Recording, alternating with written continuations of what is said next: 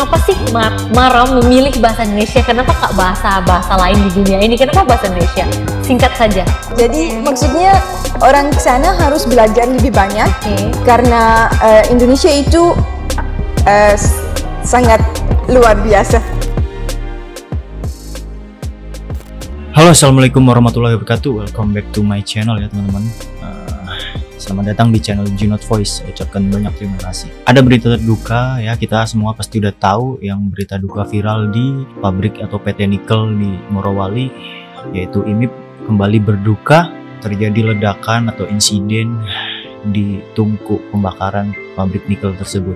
Pada tanggal 24 Desember kemarin, sebelum hari Natal, terjadi sebuah insiden seperti itu dan mengakibatkan atau menyebabkan sekitar 53 korban, 13 orang dinyatakan meninggal ya. Saya juga pernah bekerja di situ, namun waktu itu saya bekerja sebagai sipil ya, tenaga sipil. Oke, sebelum lanjut ke videonya, saya mau ngajak teman-teman berdoa untuk para korban di pabrik IMIP ya, di PT IMIP. Semoga ditempatkan di surganya Allah dan diampuni segala dosa-dosanya, dan keluarga yang ditinggalkan diberi ketabahan. Berdoa menurut kepercayaan dan agamanya masing-masing. Berdoa dimulai.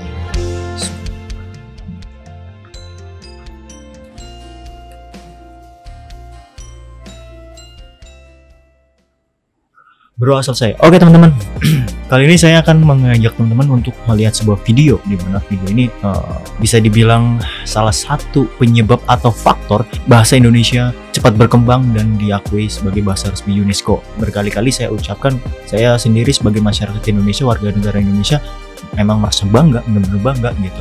Pasti bangga. Apa aja sih faktornya ya? Contohnya kayak ada program di Indonesia kan, ada program BIPA gitu. Yang belum tahu BIPA itu adalah singkatan Bahasa Indonesia bagi Penutur Asing ya. Ini memberikan kesempatan untuk warga asing belajar bahasa Indonesia lebih fokus ya gitu. Ini ada video daripada wanita asal Suriah, namanya Maram.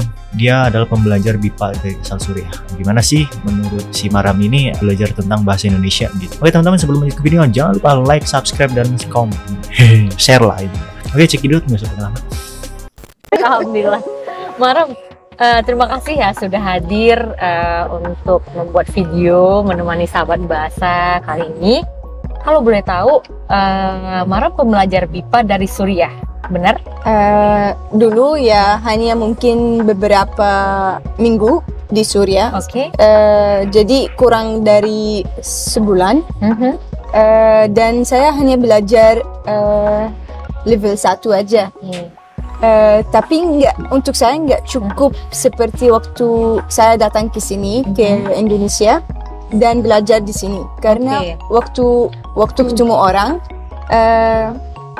bisa belajar lebih banyak daripada belajar dari jauh. Jadi ya waktu saya datang lebih lancar bahasa saya. Berarti di Suriah sampai level 1 aja? Lebih kurang dari 1, jadi hanya basic aja. Setelah itu bagaimana cara Maram mempelajari bahasa Indonesia? Apakah ada kunjungan ke Indonesia, mungkin wisata, atau dapat beasiswa, atau mungkin belajar sendiri di Google gitu? Boleh diceritakan? Setelah itu saya dapat beasiswa, namanya Dharma Siswa. Oh iya, Dharma Siswa, saya tahu itu.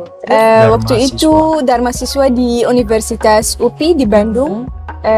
Saya ikut BIPA, program BIPA level 1 juga, tapi lebih detail daripada yang di Suriah.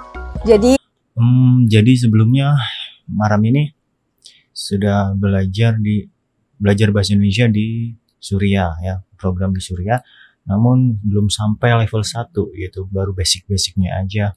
Jadi menurut dia kurang lebihnya ingin mempercepat dan memperlancar bahasa Indonesia, dia harus datang ke Indonesia dan belajar di Indonesia agar bisa lebih banyak berinteraksi dengan orang Indonesia, seperti itu. Lanjut. Saya udah bisa berbicara sama orang lain. Saya bisa ke pasar sendiri. Bahasa saya menjadi lebih lancar daripada waktu saya di Suriah. Berarti di Suriah hanya level 1, kemudian dapat beasiswa dari mahasiswa ke sini ya. Iya. Tapi poinnya kenapa sih Maram memilih bahasa Indonesia? Nah, Kenapa ini poin. nggak bahasa lain di dunia ini? Kenapa bahasa Indonesia? Singkat saja. Oke. Apa alasannya? Pertama alasan karena saya punya teman, dia orang Indonesia. Dia belajar bahasa Arab di Suriah. Oke. Dan dia support saya untuk datang ke Indonesia dan lihat negara dia. Waktu itu saya bilang, ya mungkin saya akan coba kalau udah diterima. Oke, kita mulai new adventure. Oke. Berarti karena ada dukungan teman ya. Dia nggak bilang misalnya Indonesia itu cantik, Indonesia itu besar. Bilang lah. Dia bilang apa? Dia cerita makanannya ada yang enak-enak gitu. Dia bilang apa? Dia selalu bilang Indonesia itu sangat indah. Dan karena saya lihat orang ini sangat ramah. Oh, dan, ramah. Iya, dan selalu bantu. Jadi saya mau ke sini, mau datang ke sini dan ketemu orang lain gitu. Wow, menarik sekali ya sahabat bahasa. Maram bercerita orang Indonesia itu ramah, suka membantu. Ya, mungkin itu memang karakter orang Indonesia sih ya. Jadi karakter ini juga membuat warga asing tertarik untuk datang ke Indonesia. Oke guys, ada sedikit yang ingin saya sampaikan. Sebelumnya Maram ini belum pernah tahu soal Indonesia. Dia belum tertarik soal bahasa Indonesia atau budaya Indonesia. Maryam ini punya teman asal Indonesia. Dia temannya itu belajar bahasa Arab gitu di Suriah.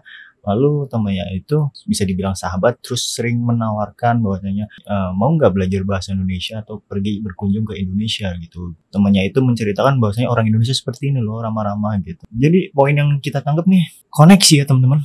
Kenapa saya setuju nih, banyak tuh konten kenapa orang Indonesia tuh sering banget menyanjung-nyanjung negaranya sendiri, menyanjung-nyanjung Indonesia, apalagi di kolom komentar kepada warga asing, kepada tetangga gitu, tetangga negara.